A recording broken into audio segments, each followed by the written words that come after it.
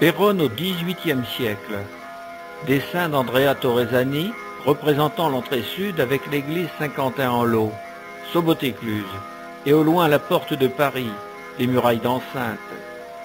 Document original conservé au musée Condé de Chantilly. Dessin d'un album. Vue de plusieurs villes en Europe, Péronne.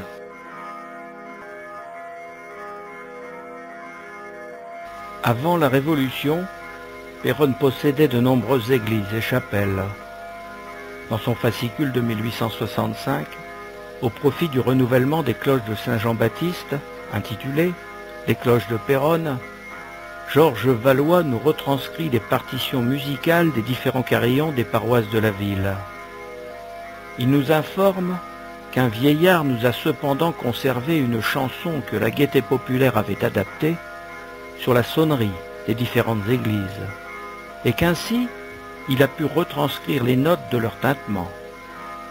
Voici maintenant un bref descriptif des différents établissements religieux de Péronne, avec le timbre de leurs cloches, selon les partitions insérées dans l'ouvrage de Georges Valois.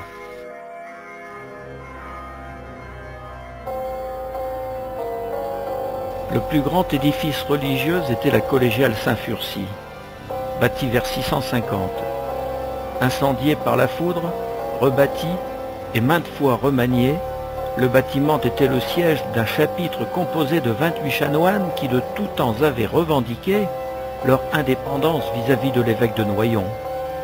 Plus tard, vers 1009, une autre collégiale plus petite, celle de Saint-Léger, fut construite dans le castrum. Elle disparut vers 1231.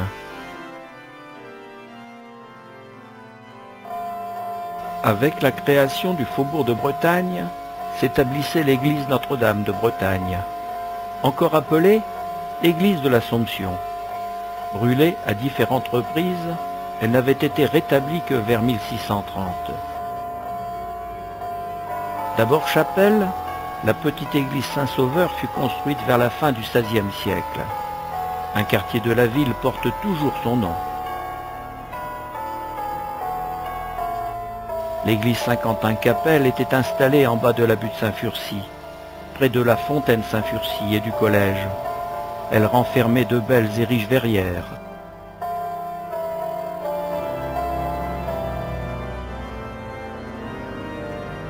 L'église Saint-Quentin-en-Lot a été bâtie très tôt à l'extrême sud du faubourg de Paris. On pense qu'elle fut construite pendant la vie ou peu après la mort de Saint-Quentin, l'apôtre du Vermandois, qui était venu à la fin du IIIe siècle prêcher le christianisme dans nos contrées. Plus au sud, la petite chapelle Notre-Dame de Pitié a donné son nom au quartier, la Chapelette. Enfin, la seule qui subsiste après la Révolution, l'église Saint-Jean-Baptiste. Construite en 1505, consacrée en 1525, sa tour ne figure pas sur la bannière du siège de Péronne, puisqu'elle n'a été édifiée qu'après, vers 1540.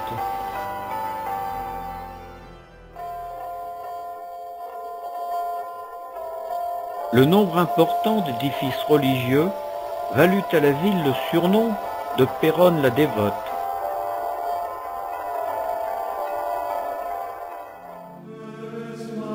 Beaucoup d'ordres religieux ont cohabité et se sont succédés à Péronne.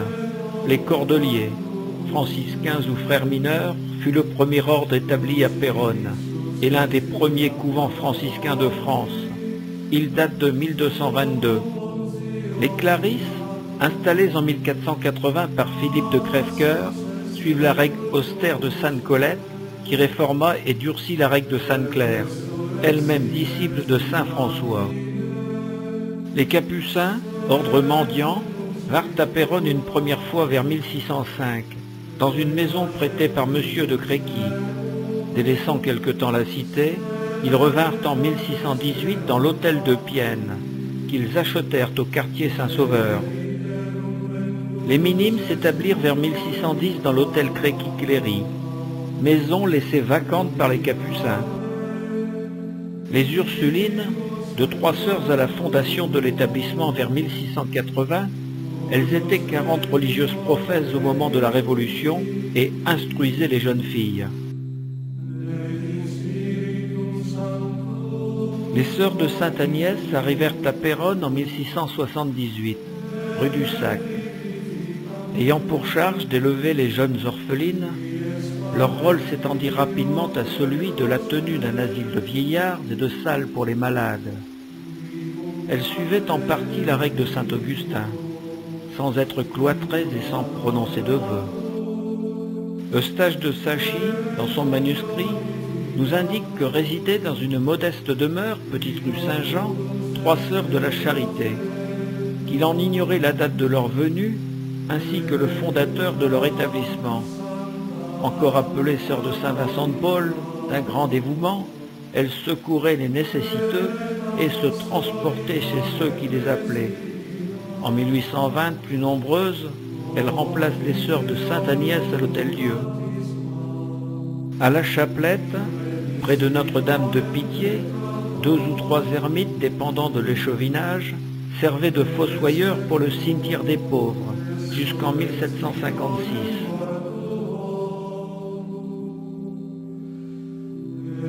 Les moines de l'abbaye du Mont-Saint-Quentin étaient rattachés à l'ordre de Saint-Benoît.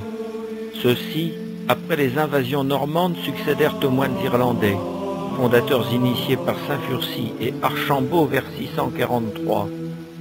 Certains ont dit que le premier abbé fut saint Ultin, frère de saint Furcy. En fait, celui-ci n'est venu dans la région qu'après la mort de son frère.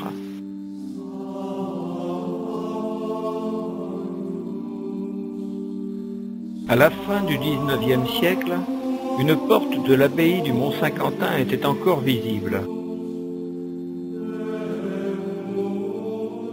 Le collège, dépendant du chapitre de Saint-Furcy, a été tenu à l'origine par les chanoines, quelque temps par les pères de l'oratoire à partir de 1620, puis confiés aux trinitaires ou mathurins de Temple-la-Fosse en 1665. Ceux-ci se retireront en 1770. L'établissement repris par le contesté abbé Suttaine changera de nouveau de recteur et sera administré par le père Curaté pour péricliter à la Révolution. En 1824, l'établissement est reconstruit, entièrement financé par la ville, M. Edmond Hiver étant le maire. Les premiers textes signalent un hôpital Saint-Lazare fondé vers 1108 à l'extérieur de la ville, au Quinconce, pour y soigner les croisés ayant ramené la lèpre d'Orient. Un peu plus tard, la lèpre ayant disparu avec les croisés, un autre établissement, toujours à l'extérieur mais proche de la porte Saint-Nicolas, y est établi. Lors du siège de 1536, cette miséricordieuse maison est détruite et sera reconstruite rue Saint-Furcy sous le nom de Hôtel-Dieu Saint-Jean. Un petit orphelinat pour jeunes filles, tenu par les sœurs de Sainte-Agnès, est créé rue du Sac en 1678. À la fermeture du vétuste Hôtel-Dieu de la rue Saint-Furcy en 1798, les malades sont dirigés vers l'orphelinat des Agnétines. Dans ce nouvel Hôtel-Dieu, dont l'entrée principale est maintenant rue des Cordeliers, en 1820, les sœurs de Sainte-Agnès sont remplacées par les sœurs de la Charité. Chaque ordre religieux avait soit un couvent, un monastère, un hôpital, un lazaret ou une maison dans les murs de la ville. N'oublions pas les ordres templiers dépendant de la commanderie d'Éterpigny, qui possédait aussi une maison à l'intérieur de la cité, les frères hospitaliers de Saint-Jean de Jérusalem, qui deviendront les chevaliers de Rhodes et de Malte.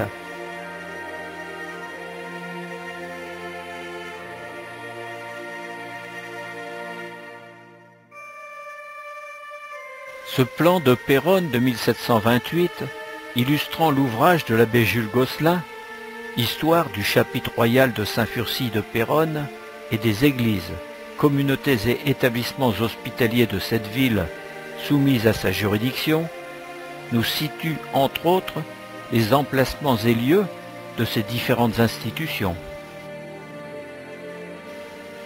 La paroisse Saint-Quentin-en-Lot. la paroisse Saint-Quentin-Capelle, la collégiale Saint-Furcy, la paroisse Saint-Jean, la paroisse Saint-Sauveur, la paroisse Notre-Dame de Bretagne,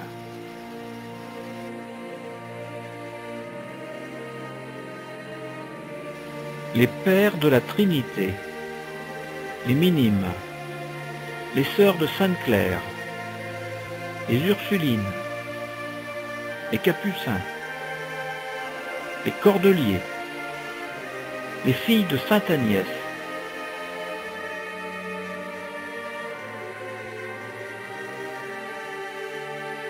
l'Hôtel-Dieu, le Château, le Beffroi, le Bailliage, le Magasin aux Poudres.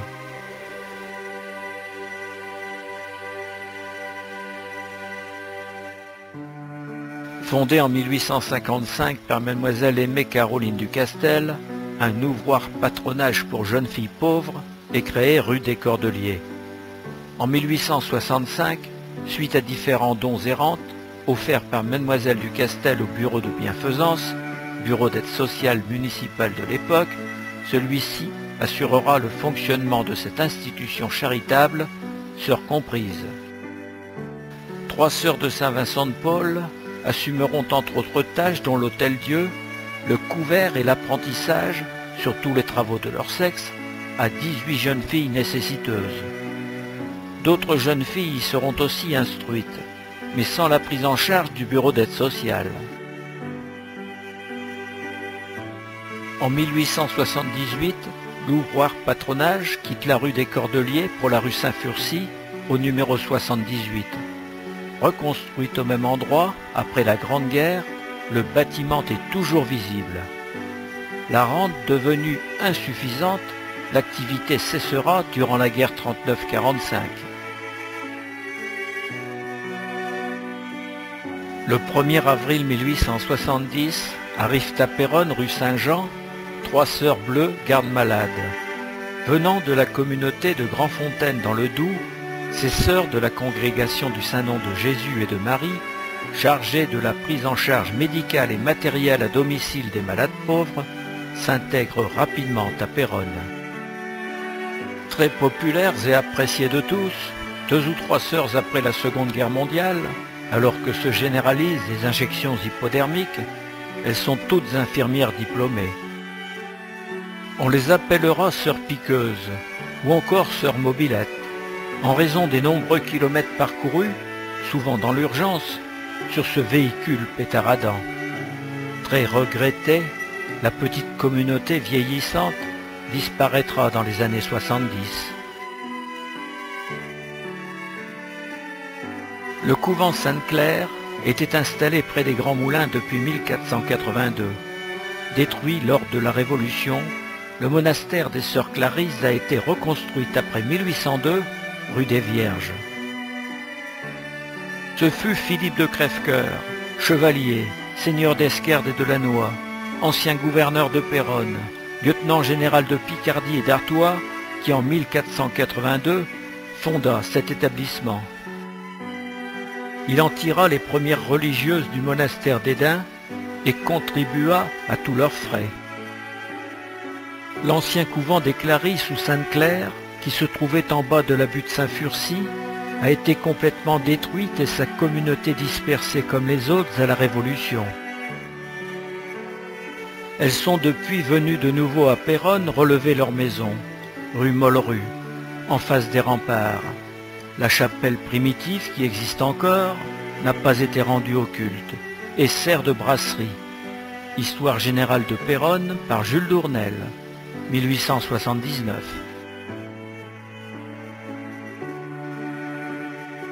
Un ouvrage de témoignage, écrit par la mère supérieure du couvent, publié en 1922, nous en décrit la topographie des lieux.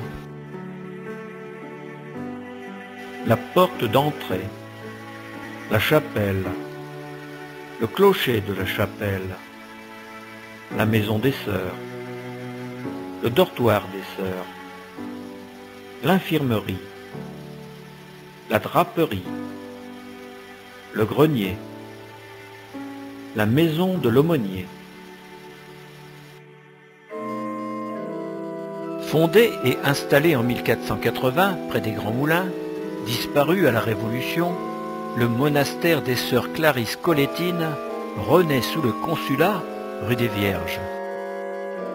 Détruite en 1870, de nouveau démoli à la Grande Guerre, le couvent est relevé au 13 de la rue des Naviages. Monsieur Jean Caron, représentant la société civile, a accueilli Monseigneur le Comte à la porte de la chapelle pour les cérémonies de bénédiction qui eurent lieu le 15 novembre 1931, le matin de la bénédiction des cloches de l'église Saint-Jean. L'intérieur du monastère des Clarisses, la grande chapelle, ouverte aux fidèles. Le carrelage du cloître fermé du monastère a été réalisé avec l'ancien dallage de l'église Saint-Jean-Baptiste récupéré dans les ruines. La chapelle privée des Sœurs, la grille donnant sur la grande chapelle est la seule ouverture vers le monde extérieur. Seule la sœur Tourière, chargée des relations avec le monastère, est autorisée à sortir.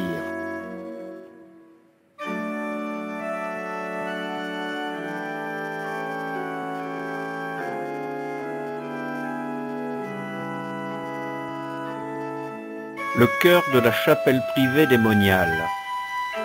La destruction du monastère de la rue des Vierges lors de la guerre 1914-1918 a dispersé les sœurs dans d'autres couvents de France. Une fois reconstruit rue des Naviages, celui-ci a accueilli à partir d'octobre 1931 des sœurs venues de Mons, en Belgique.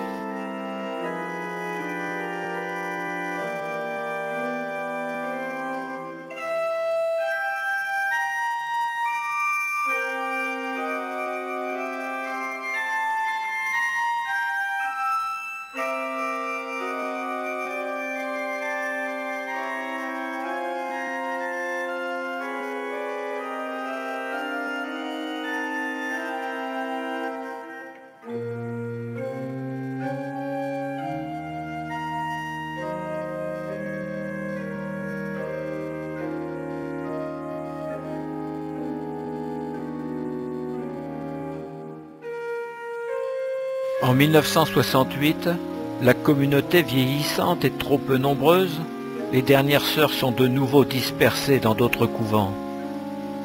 Les Clarisses auront été présentes à Péronne de 1481 à 1968.